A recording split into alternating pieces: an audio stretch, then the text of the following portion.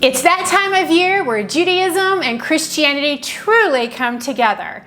With the Jewish Passover and the Christian Easter, what could be a better bake than a traditional Easter bread?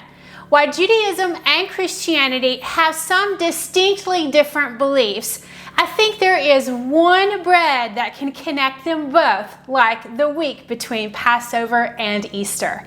I really think that bread is the challah. Welcome to Summer Bakes the World. On this channel, we bake traditional breads and dishes from all over the world, adding in some history and baking tips. While challah is not eaten during Passover, since it is a leavened bread, it is, after all, a Jewish bread, commonly eaten during Shabbat, the time between every Friday evening and Saturday evening. The irony is, if you look at most bread recipes for Easter from around the world, many of them are higher in fat, at least 10%, sweet and eggy enriched dough that are basically recipe variations of the traditional Jewish challah. In my search for a good traditional combined Jewish Easter bake, I was conflicted with the many variations of the same bread. Which should I bake? The answer was quite simple. Go with a simple bake. In looking at the many recipes, the challah bread was screaming in my ear.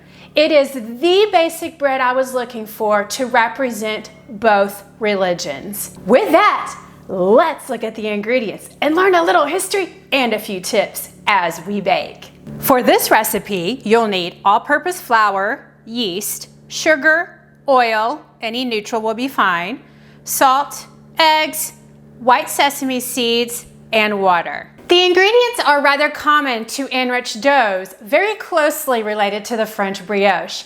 What is unique about this bread are the many symbolic elements. The Jewish bread challah is a Hebrew word that basically just means a loaf of bread, or more specifically in Hebrew as portion. However, over thousands of years, it came to be referred to as a specific type of sweet, braided or twisted bread. Traditionally, the baker would remove a very small section of dough, no smaller than an olive, from the main loaf while kneading to be used as an offering, originally to the religious leaders. Today, at home and in bakeries, a small piece of dough is removed, wrapped in foil, and thrown in the fire with a blessing. That small offering is also referred to as the challah. We'll learn more as we go. So we're using the stand mixer today to do all of the mixing and kneading, but you can of course use a bowl, spoon, your hands, anything that you have that you can use. So to a large bowl, which is going to be my stand mixing bowl, we're going to add 8 cups of flour. I already have 7 cups in here and I'm putting in my 8th cup here. Remember, when you're measuring your flour, you always want to scoop it in the container first before you put it in the measuring cup, because of course you can add at least 1 to 2 tablespoons of additional flour per cup if you don't do that. So make sure that you measure it well and fluff it before you put it in the measuring cup. And then we're going to sift it. I normally don't sift my flour when I make a loaf of bread. I usually just save it for the lighter breads like rolls. However, this particular recipe calls for sifting the flour. So we want a nice light bread here. And so we're going to start light with the flour. 8 cups of flour too. That's a lot, but we're making 2 loaves of bread. I'll explain the 2 loaves later. So now that our flour is all sifted and ready to go, we're just going to put it in our mixer. Sifting the flour gets rid of all the lumps and makes it easy to combine all the ingredients, particularly since we have so much flour here. To the 8 cups of flour, we're going to add 2.5 tablespoons of active dry yeast. If you buy the packets of yeast in the grocery store, they usually come in packets of 3 or 4, and they each have 2.25 teaspoons per packet. So if you're going to make this bread, which is traditionally the 2 loaves, you're going to need 3 full packets plus part of a 4th one to equal that 2.5 tablespoons of yeast. To the yeast, we're going to add 6 tablespoons of granulated sugar, and I am using cane sugar here. To that, we're going to add 5 tablespoons of neutral oil, and I am using avocado. I think the recipe calls for sunflower oil, but anything that has less flavor in it's probably going to be best for this recipe because we want it to be an eggy sweet dish and not really taste the oil. To that, we're going to add 1 tablespoon of white sesame seeds. It is interesting with this recipe that I've selected because most recipes put the sesame seeds just on top and not on the inside. This one does both, inside and the top. So we're gonna go for it. So let's mix this up a bit and then we're gonna add our eggs. To that, we're gonna add 2 eggs plus 1 white. And they need to be beaten. So I have 1 egg that I just beaten just a little bit. I'm gonna add my second whole egg. And I like to crack my eggs in a separate container so we can make sure we prevent any shells from getting in our eggs. Yeah, we don't want that nasty egg that could be inside of that shell to come out and get into our mix. We have our 2 beaten eggs, so now we're gonna add our egg white. I'm gonna, of course, crack my egg into a separate bowl, but at the same time, I wanna separate my egg. So when I do that, I'm gonna put my egg white actually in this little bowl, the second bowl I have here. I like to rock my yolk back and forth and make sure and get all of that nice white off, but leaving the yolk intact. All right, it's perfect, right? So now let's add the white to the beaten egg mixture, and I'm gonna leave the yolk in a separate container because we're gonna need this for the topping, so we wanna save it for later. So just put it aside for now. All right, so I'm gonna beat all of this together just slightly, and then with my machine on low, and I'm gonna slowly just pour this in there. So as you recall, we put 6 tablespoons of granulated sugar in here. The reason why there's 6 tablespoons of sweetness in this bread is to resemble the hint of sweetness that the Israelites described the manna in the Bible when it fell down from the sky during the Exodus when they were 40 years in the wilderness. So let's see what this looks like. We want to make sure it's all getting combined. So as you can see, it's just a little grainy, but we're gonna add more liquid, so it'll be fine once we add the liquid we need. While the mixer is on low, stirring in and combining the ingredients, we're gonna add about 2 cups of water. We're gonna decide how much we need based on what's happening in the bowl here and what the dough looks like. So I just put 2 cups of tap water in my measuring cup, and then I microwaved it for about 1 minute, 20 seconds, checking it every 30 seconds. You want your water to be between 100 and 110 degrees for that perfect temperature to activate the yeast, and mine is sitting at 105 degrees, so I think that looks good. So I'm just gonna slowly, and it's clearly we're gonna have to scrape down the sides because notice that flour is just coming up as it is mixing up. So I'm gonna slowly just add my water. We may not need the full 2 cups, depends on where you live. If you're in dry climate like me, I may need the whole 2 cups. But we can also knead in some if we need to. And then if you put too much water in it, you can always add some flour too till it's the right consistency. And if you bake bread, bread is all about feel. You don't want your dough too sticky, which means it's too wet if it is. You don't want it too dry, then it's gonna be hard to manipulate. Notice we haven't added in our salt yet. Something different and interesting about this recipe. We'll get to that in a minute. I didn't forget, by the way. Now let's take a look at this dough. I have almost a little less than half a cup left of water to go in here. And notice my dough is really coming together. It's moved up high above the bowl, and my mixer is working pretty hard. So let's look at this dough. I want to be able to touch it. Okay, that's a very dense dough. All right, I need to use the rest of this water. I can see that right now.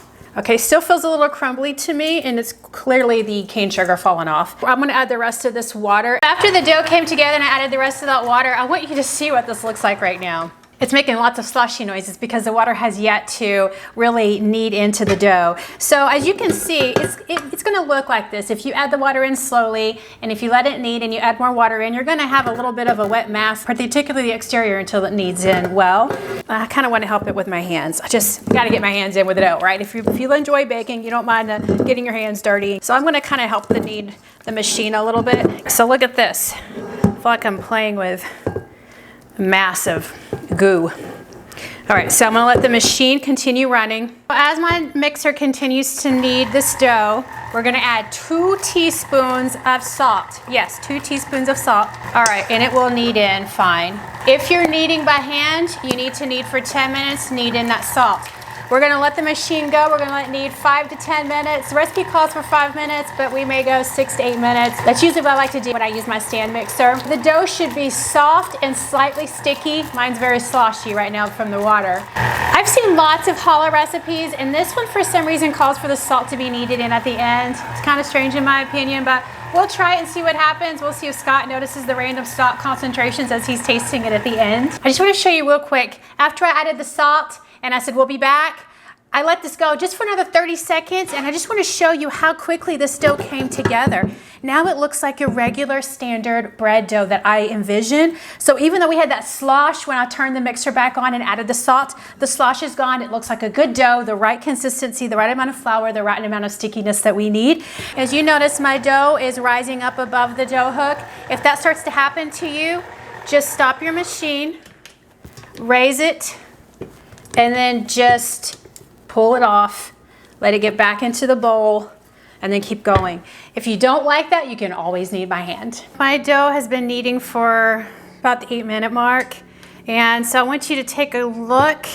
It looks like a nice, good traditional dough. So I think I like the way it looks. It is a very thick, heavy, dense dough, which means it's gonna take longer to rise, but we're at the point now where we want this to rise. So I'm just gonna remove my bowl from my stand mixer here. Notice how it's definitely tacky, but it's not sticky, which is good. If it's too sticky, that means it needs more flour. The standing mixer did its job, and I like the way it looks. I'm gonna kind of punch it down here, give it plenty of room to rise. If we give it enough time, it should rise high, probably to the top of the bowl.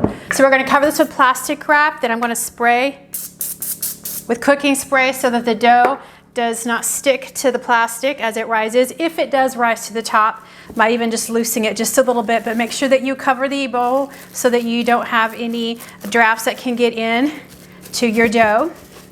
And then just stick it in a warm area. I'm gonna put mine over on the stove with my oven set at 200 degrees just to create that nice, warm, cozy environment for it. The directions say to let it rise for about an hour, hour and a half, or until double in size. But knowing that this is a heavy, dense dough, I suspect it's gonna be closer to an hour and a half, but I'll check it in an hour, see what it looks like, and then let it go if it needs to go a little longer. So we'll see you in a bit. Well, you can't always predict how long it's gonna take for your dough to rise. This is an hour, look. It's above the bowl. I'm so glad that I left extra room in the plastic to allow it to rise above the bowl. I didn't think it was gonna take an hour. I thought it was gonna take at least an hour and a half. But here's the key. If you want your dough to rise well, use room temperature ingredients and make sure your liquid is between 100 and 110 degrees and have your dough rising in a warm surface. 100% of the time, my dough rises within an hour. I can't think of, unless it's been a weird sourdough like the Borginski Russian rye bread was the only one it took forever to rise. But this is a different type of bread. So for a standard enriched dough, it'll rise fast if you use those key tips there. So you're gonna need a lightly floured surface on which we can manipulate this dough. So I'm gonna use my trusty tea towel here, and we're gonna use my dough surface. And we also need some flour. I am really surprised how quickly this dough rose. I had no idea it was gonna rise this fast. But it's time to work with it now. We're going to scoop out and watch it deflate. I love watching the thread-like fibers separate from the bowl. Oh, this is such a heavy dough. All right, oh, you can see how nice and fluffy it is from the rise.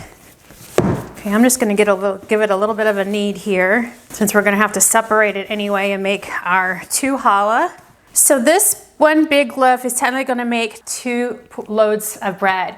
And so 2 loaves is symbolic for the Jewish religion, because 2 portions of manna was distributed on Fridays to the children of Israel during their exodus from Egypt. We're gonna cut this in half to start our 2 loaf process. Do a rough cut here. So if you don't know, in the Bible, manna is described as white flakes similar to coriander seed or sesame seed, which is why we put sesame seeds on top. It has a little bit of sweetness like honey, which is why we have the sugar in it. We have our 2 challah separated. We're gonna set one aside for right now, and we're gonna only work with the other. Since we are making 2 large loaves that are braided, we're going to divide the dough. Now, I went ahead and divided the dough so I give you a really good idea of how much this is gonna need. So the recipe that I'm using is different from the one I'm gonna tell you, and I will modify it, and I will give you the version that works for me and the recipe in the link down below the video. Traditionally, there are somewhere between 3 to 6 braids per loaf.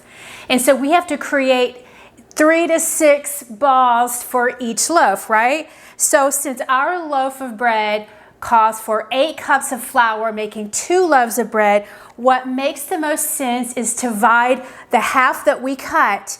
I went ahead and weighed everything. So these are each about 145 grams, but I don't think you have to weigh it. I think all you need to do is eyeball it when you cut it. So we're gonna pretend like this is 1/2 of our challah. So we have 2 challahs, right? So this is 1 challah. I've already divided it up, but before you do, cut it in half, separate the half, and then cut it into where you get 3 relatively equal size balls of dough. That's all you have to do. So once you have 3, that gives us 6. That's gonna make 6 braids per challah. I've got the other half of the dough pushed away. We're making a braided challah today, but there are other symbolic shapes that are used in making challah. So some challah ends up in a spiral, and the spiral symbolizes continuity of creation. Sometimes there's the bird-shaped challah, which symbolizes the yield, shielding Jerusalem, as in the book of Isaiah. So since we're making the traditional braided shape, you want to take one of your balls of dough, add a little bit of flour to your surface, and then we're simply just going to roll it out into a rope.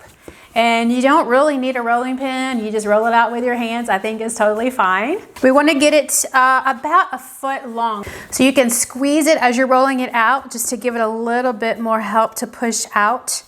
And then continue to roll it so that you have that nice round shape. We're going to be braiding it, so it's going to be a relatively thick dough. So we sort of want our ropes here to be relatively thin because combined, all 6 wrapped up together is going to make a pretty thick loaf. We're going to start with that one. It's about 1 foot long. And we're going to do the same with the other 5 here. So our braids are all about the same size, which is what we want. Since we're braiding, seal the ends of the braid because we don't want it to separate in the oven, particularly while it's rising, either before we put it in the oven or while it's in the oven. Get a nice little pinch on it. It's like it's going to be the head of our braid where we have the roots connecting together, right? There are several symbols for why the braid. One represents a ladder. That's like a ladder going to heaven. Another reason for the braid is it represents a crown. So you could, once you braid it and you curve it around to make a little loop, it'll look like a crown to symbolize God as the king of the universe. And also in Jewish religion, it can also represent arms intertwined to represent love. So that's why we're making the braid today. Separate your strands so that you can manipulate, get in between them here. And of course we've got our sealed end. Okay, you're gonna start with the one on one side. This is gonna be my far right here. So you're gonna pick up the far right, you're gonna lay it over the 2 next to it, okay? So it's sort of like almost near the center. So you take the second from the other end and move it to the far right. Then take the outside left strand here, and then we're gonna move it towards the center past 2 strands, just like we did with that first one. Okay, we kind of want to see if we can make this tight. So we're gonna do just like we did the first time. We're gonna take the one that's next to the one we just moved, braid it over to 2 from its left here, these 2. Take the second strand from the left and we're going to move it to the far right. Take the outside strand and move it towards the center past the 2 next to it. And then we're going to sort of keep going this direction. So the one that's on the inside, move it past 2. Second from the left, move to the far right. One from the far left, move it to in the center. So then you keep going until you have a nice braid. So I'm just taking the one on the inside, taking this one, that's the third one in because we already manipulated these 2, so now it's time to move this one. Move it past 2, bring this over the outside, and then I'm just gonna kind of wing this last little bit here until I get them all together. So take a look at the end here.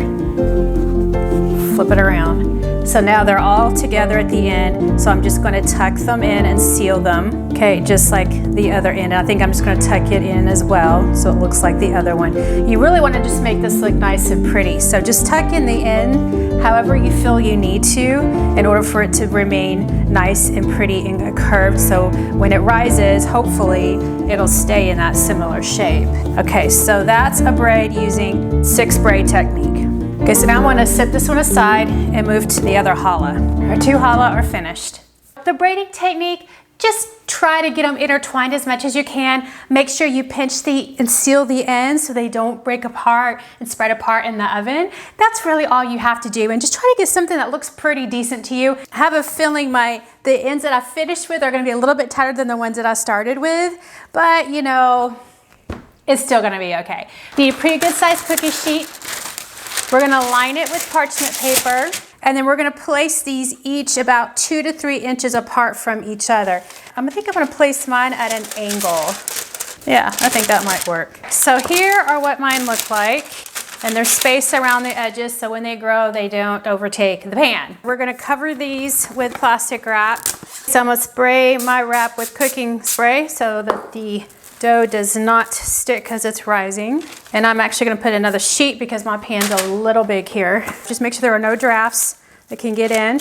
Now we're gonna set it back on the oven. My oven is still set at 200 degrees, so it's gonna go on top of the oven, and we're gonna let it set for 30 minutes to allow it to get nice and puffy, and then we'll bake them. We are 15 minutes into the rise with 15 minutes left to go. At this point, go ahead and preheat your oven to 350 degrees. While we are waiting for our oven to preheat, we're gonna prepare the topping. In the bowl, the same bowl where I had the yolk from the egg white that we put in the bread, this is the same egg yolk. We're gonna add another egg yolk to it. So you wanna crack the second egg. I'm gonna put my white in one bowl. Try not to break the yolk or we'll have to start over again here. And then just rocking the yolk back and forth between your fingers, allowing the white to separate so it's nice and pretty and clean. I want to add that to the other egg yolk. So that's our 2 egg yolks. The egg white, put it in the freezer in like a little ice tray. You could cook it for dinner tonight with something else, use it however you want. We don't need it for this recipe any longer. To our egg yolks, we're gonna whisk, use a fork, whatever, up your egg yolks, and we're gonna add 2 teaspoons of water. I'm just gonna pull from the tap. So that's 1 teaspoon and 2 teaspoons. Whisk this up carefully.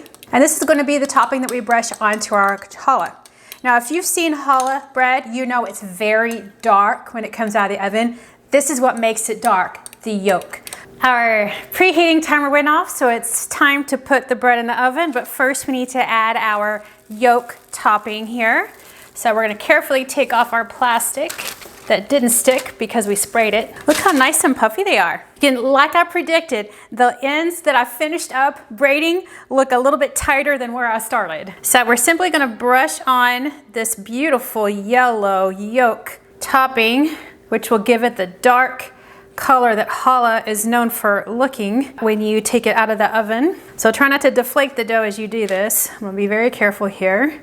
All right, so that's it of the egg yolk. I actually used all of it.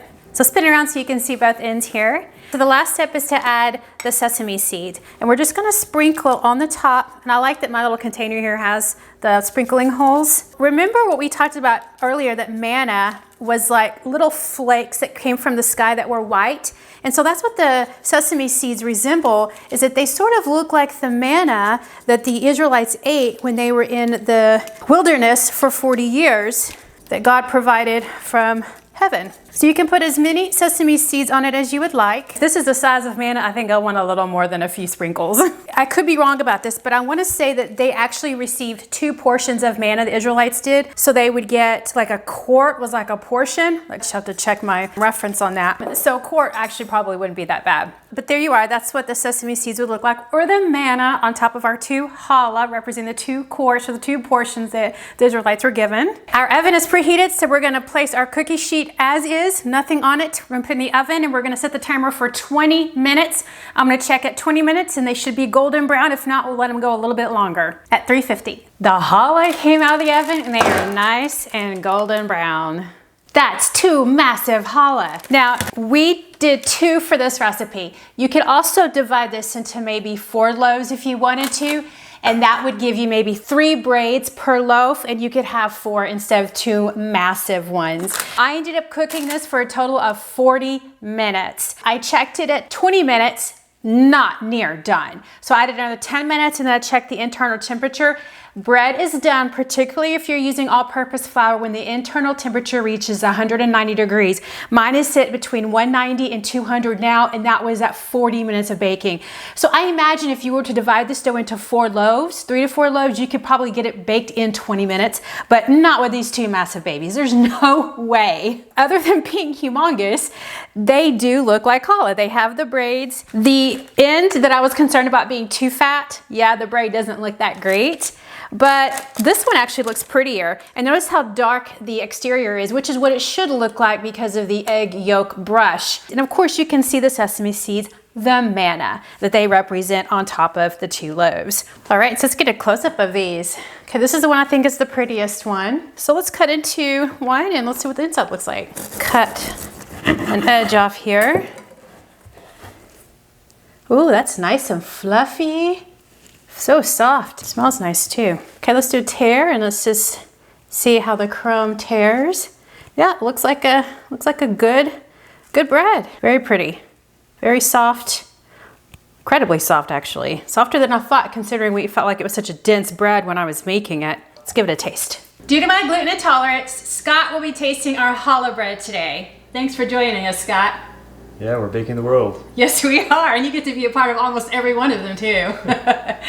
Today you're tasting challah, which is a traditional Jewish bread eaten during Shabbat, which is the time period between Friday evening and Saturday evening. And it is eaten during mealtime, so there are always 2 loaves that are baked, and so you're going to be able to taste one of them today. It's made also during the holidays and on special occasions. If you will, just give it a taste, and while you're doing that, I'll give you a quick little summary of what's in it so you can be thinking about the flavors. This bread is made with an enriched dough, so it has sugar and it has egg. Not a lot of sugar, not a lot of egg, but enough that you should probably be able to taste it. It's like a French brioche, I would compare it to, simply because of the enriched dough. So what are your thoughts? I can tell the egg wash and the sesame, that's a distinct flavor on this one. It's a light bread, very light. A little bit of sweetness to it, but not a lot. I wouldn't say it's like a dessert bread. So it'd be fine with eating with meal. Yeah. Yeah. Do you notice any salt concentrations, any distinctive saltiness anywhere? No.